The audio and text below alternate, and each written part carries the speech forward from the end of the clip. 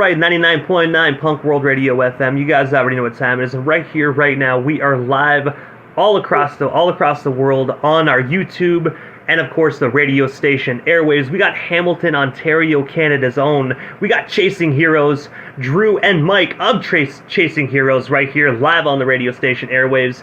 Guys, how are you doing tonight? Good. How are you doing? Thank you for having us. Really appreciate it. Oh man, you guys are most certainly welcome. Thank you guys so much for a bit of your time. As for me, I'm doing pretty good, enjoying a nice, quiet evening. I'm relaxing one down here in Ottawa, Ontario. But I know you guys are just absolutely taking the punk rock community by storm out there in the GTA area. Man, you guys are tearing it up way out there, bro. Thank you very much. We're certainly doing what we can. Yeah, we just we just make music, and we're just happy to play it and share it with the world. Like, the response has been awesome. But I know that you guys are very busy individuals, so of course I'm not going to keep you away from your evening too long, but I got to take you back to the beginning of Chasing Heroes, and I have to ask, man, like, what is the story behind this band? Like, how did you two meet and, of course, get together with the other members as well? I don't know, Drew, you want to take this one?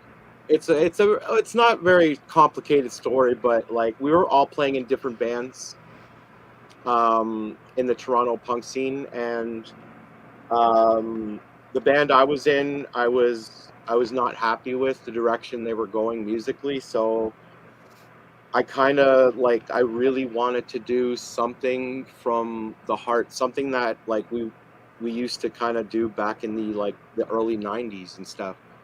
And then I met Drew at a show, and we started talking, and initially I wasn't as hesitant to ask Drew because I didn't know he played bass, actually. I met him at a show. He was a drummer for the band he was in at the time. But then Drew said he played bass, and he told me that bass was his primary instrument. I'm just like, Drew's a very talented drummer, just so you know.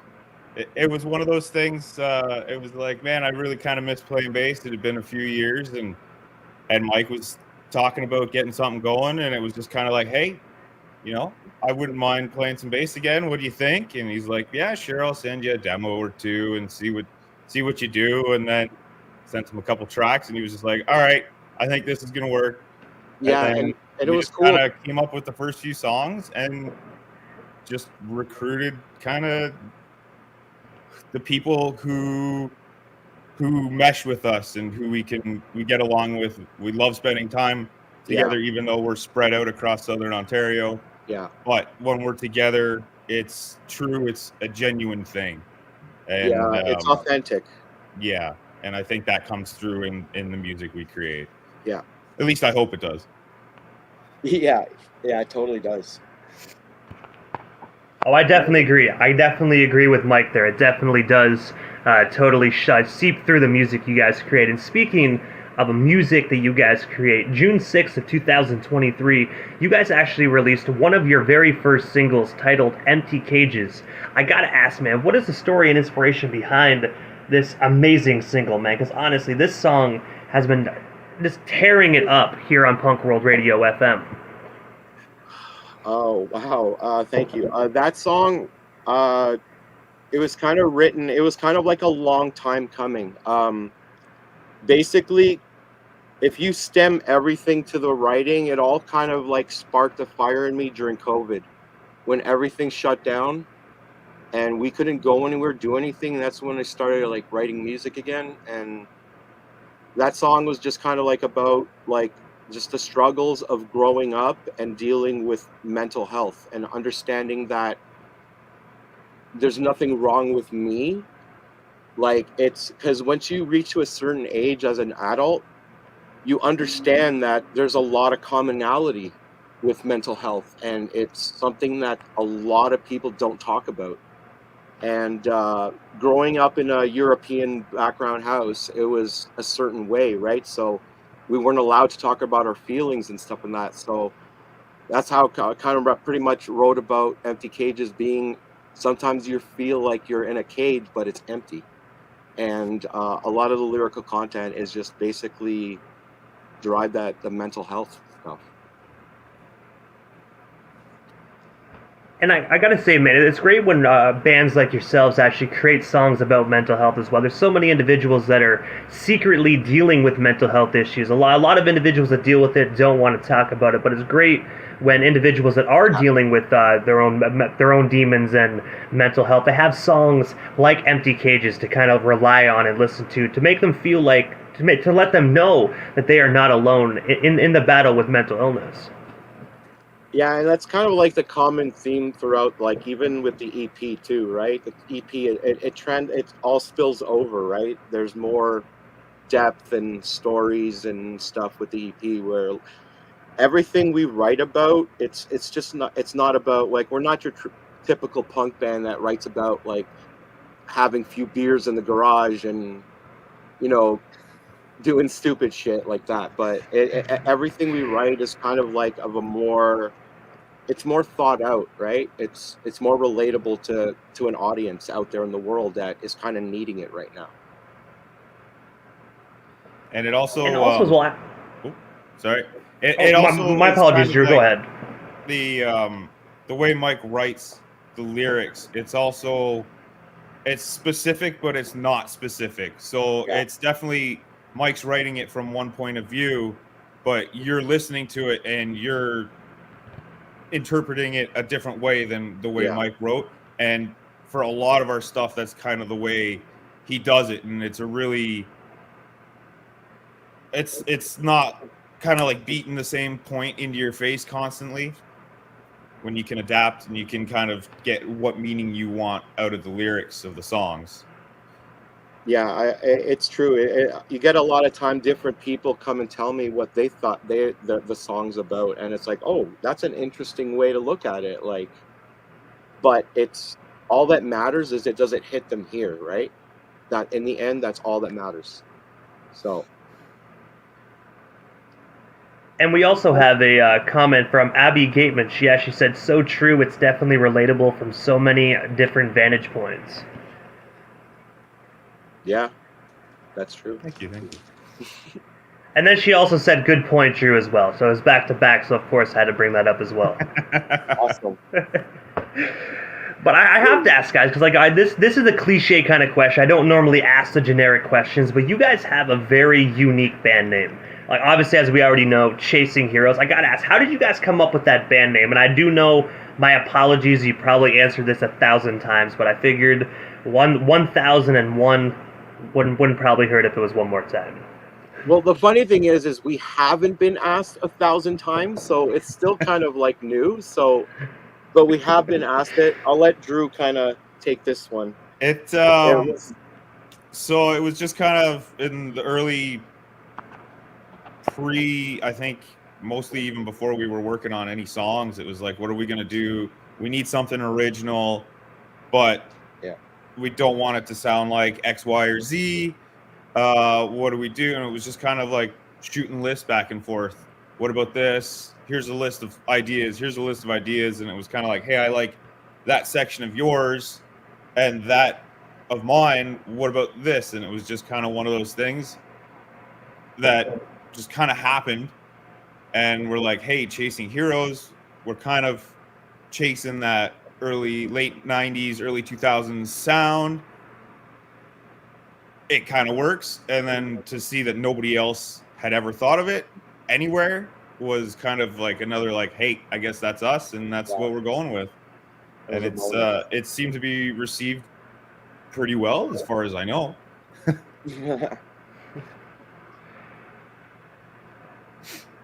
And also as well, guys, August 30th of 2024, I know, Mike, you briefly mentioned the EP actually a few moments ago, but digging actually into the EP that actually dropped August 30th, 2024, 6-track EP that's actually titled The Half Dozen. I was wondering if you can actually just tell us the story behind this amazing EP, and of course, are there actually any hard copies available to be purchased right now?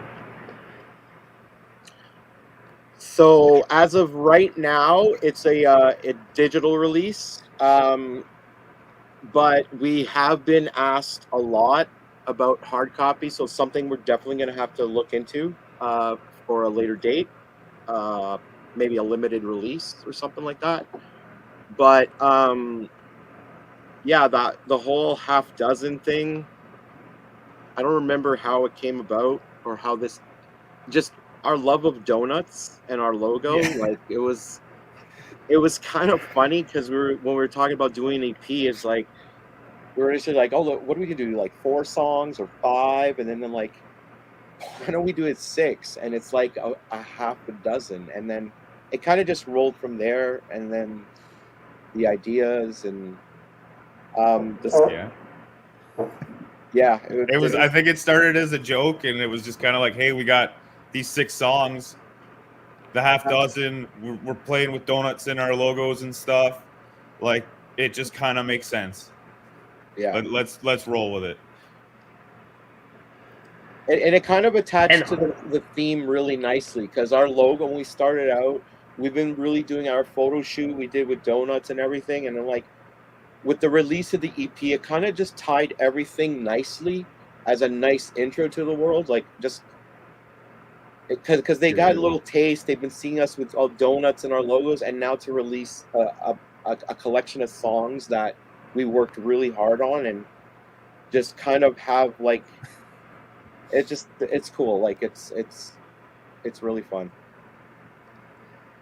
And where did the inspiration of donuts actually come for you guys? Like, what actually sparked like the chasing heroes donut aspect side of things? Were you guys just like all eating Timmy's donuts one day and were like, you know what, this looks like a pretty rad logo? Or was there more of a story behind the donut aspect of chasing heroes? Marijuana. I don't remember how it all started with the donuts. It probably happened. We were just eating donuts, and it was just like, we're trying to get something together. Hey, you know what? Put a couple donuts up there with the name, and it was, hey, that works. And we laughed at how funny and good it was and perfect. Like, because we started throwing name logos with like ideas of little like, and then we did a donut, and it was just so hilarious, and we kind of ran with it. Stuck with it. And I love the answer marijuana as well. I mean, like that's a one-word answer that's so true, man. I mean, that's all I'm gonna say. That was marijuana and donuts, perfect combo. But it was a major influence to the decision of the donut being part of the logo. That's what I'm trying to say.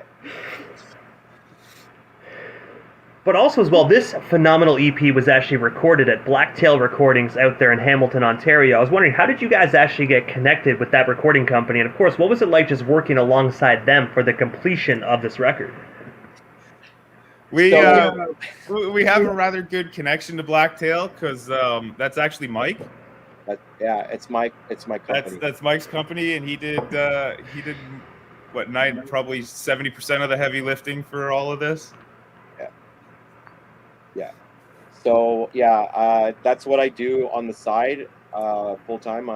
I run a recording studio. So when we just demoing the songs, and Andrew has a little recording setup too, and also when we were demoing, like it was really easy having this production knowledge also from both of us, sending stuff back and forth. But we did the record here, actually, where I'm sitting right now. And it was a rocky ride, but we did it, and it was great because we did some magic in here. Like we got some really incredible takes out of everybody, and everybody did wonderful. It was only rocky because you moved. Yeah, that's all. That's the only reason it was rocky. Yeah, so it was extra stressful. And Mike, speaking of Blacktail Recordings, as we just established, I will admit I just learned right here, right now, that is actually your company. So when we're actually on the topic of that, obviously we got a lot of musicians, a lot of bands that slide on through 99.9 FM. A lot of them are Canadian as well, especially Ontario-based. So if any bands or musicians want to slide on through to potentially get their music recorded at Blacktail Recordings, how do they actually get in contact with your business? And of course, what are some of the other services that Blacktail Recordings actually offers? If they want to get a hold of me, they can get a hold of me at Mike DeFaria. That's MikeDefaria.com. Basically, they can go check everything out: rates, packages, bio, everything. I just revamped the site. But I offer recording, mixing, mastering, voiceovers, post production, pretty much anything audio related. I can do. And also as well, guys, October 12th of 2024, you guys will be taking the stage at the Mansion in Kingston, Ontario. I was wondering if you can actually tell us a bit more about this up-and-coming show, and I believe one of your very first shows of the fall. And of course, where can we actually snag ourselves some tickets to come on out and see you guys live in K-Town? Oh boy. That Kingston shows at the Mansion. It's with Sonic Souvenir and oh boy, I should know. I'm sorry, I'm blanking on it. I'm trying to look. We're so horrible. Oh my god, I'm so sorry to that band. There is a ticket link. We've been a little busy with the EP release and all that kind of stuff coming up, so I'm not. But if people go to our site, go to our Linktree, there's actually a link to get straight to the ticket website to get for the Mansion. So it's on our Linktree. If they go to our Instagram or anything, they can go straight there and get tickets online. And I do know as well, guys, that you have other shows coming up beforehand, but Kingston is right around 99.9 FM's neck of the woods, so I figured that would be the best show to actually fully bring up and talk about, because, I mean, at the end of the day, if the station's close, that means the listeners are close. That means ticket sales and revenue, you know what I mean? So we got. I already know you guys have it handled. We got to get more feet in that pit, man. Oh yeah, we appreciate it. Yeah, if your listeners in that neck of the woods come out, that would be amazing. Like we're coming out a long way, and we know these towns like Kingston, Guelph, all these like far places, like they're all kind of like really appreciate live music. So we just love these out of town shows that people come out. So that would be awesome, like if people came out. So sorry, I got the actual details. We're with Max and his equals and Sonic Souvenir that night at the Mansion.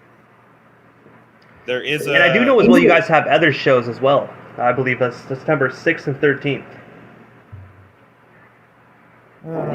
September 6th is in Whitby at Little Beast Brewing. That is with your pal Bill and Cold Pants. So that should be a good one. And then the 13th is where, Mike? Owen Sound. Is it Owen Sound? Yes, with Boiler Beach. With Boiler Beach, which I believe is that's going to be one of our furthest north points so far, anyways. So that'll be a good time. Boiler Beach usually brings a good party with them. So yeah. And then after that, and then after that, the Mansion. The Mansion. Yeah, the Mansion after that. And then we got a Halloween show going on too. Yeah. October 30th at the Doors in Hamilton. And aside from these 4 shows, guys, what is next actually for Chasing Heroes? Like, is there anything we happen to miss during this evening's interview? Anything else you guys do still want to touch on, talk about, or promote? What was got you here live on the radio station airwaves here tonight? I don't think anything. We got stuff in the works, but we got nothing to announce yet for the end of the year into next year. We're still working on finalizing some stuff there. Hopefully we can get a little stretch out east or out west and hit a few more places up. Yeah. But nothing's final yet. We're still getting everything sorted that way. Yeah, if your listeners really want to make a difference, listen, guys. Chasing Heroes on Instagram. You guys need to follow us and tell your friends, and then go listen to the EP. It's like we literally bawled our eyes out, bled, climbed mountains to complete this. Like, you guys need to just listen to it and let us know what your favorite track is. Definitely.